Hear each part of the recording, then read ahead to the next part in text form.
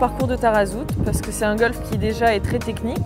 Toute l'année, j'ai l'occasion de jouer sur des golfs un peu partout dans le monde et celui-ci est vraiment spécial pour moi parce que il est très technique et en même temps, il faut toujours jouer avec les éléments, que ce soit le vent ou tout simplement la topographie du parcours. C'est un parcours qui est très vallonné et on joue très rarement des coups normaux. On a très rarement un coup de base à faire. Il faut toujours faire rebondir la balle contre une pente ou une autre ou mettre de l'effet sur les balles pour que les balles restent sur les fairways. Donc je trouve ça très intéressant en tant que joueuse et en tant qu'entraînement pour le reste de l'année.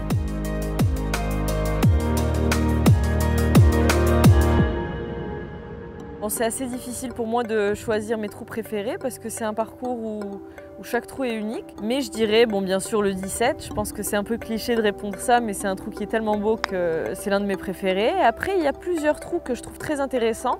Le 11, le trou numéro 11, j'aime beaucoup ce trou parce que j'arrive toujours pas à le jouer. C'est un trou qui est assez compliqué, où la mise en jeu est très difficile, même si le trou est assez court en lui-même.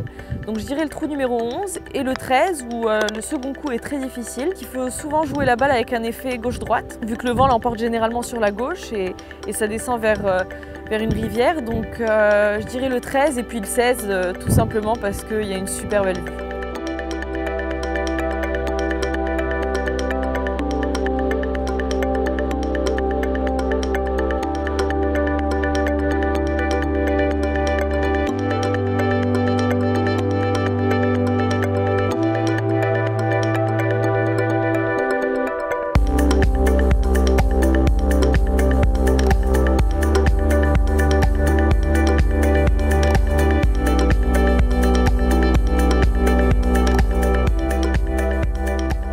Le golf de Tarazout Bay a été conçu en respectant en fait l'environnement sur lequel il a été fait. Et je trouve ça génial parce que bon, j'ai grandi à Agadir et je connais bien ce milieu, je connais bien Tarazout, je venais à Tarazout étant petite. Et je reconnais certains endroits et je trouve ça génial de pouvoir venir jouer au golf sur un endroit que je connais et que je reconnais toujours malgré le fait qu'il y ait eu un golf qui a été fait dessus. En plus de ça, je sais que le projet de Tarazout Bay est vraiment en phase et respecte bien l'environnement, dans le sens où il y a plusieurs organiques qui ont été plantés, l'environnement local, les espèces locales ont été respectées, l'eau qui est utilisée sur toute la station sera de l'eau recyclée par un système qui est en train d'être construit. Donc c'est plusieurs choses qui font que je suis fière en fait de pouvoir être l'ambassadrice de Tarazout Bay parce que c'est un projet qui est dans ma ville, qui est dans un endroit que je connais très bien. J'ai un peu grandi ici à Tarazout en passant tous mes samedis, dimanches avec mes parents ici à la plage. Donc c'est un projet qui fait un peu revivre cette région que je connais bien et dont je viens.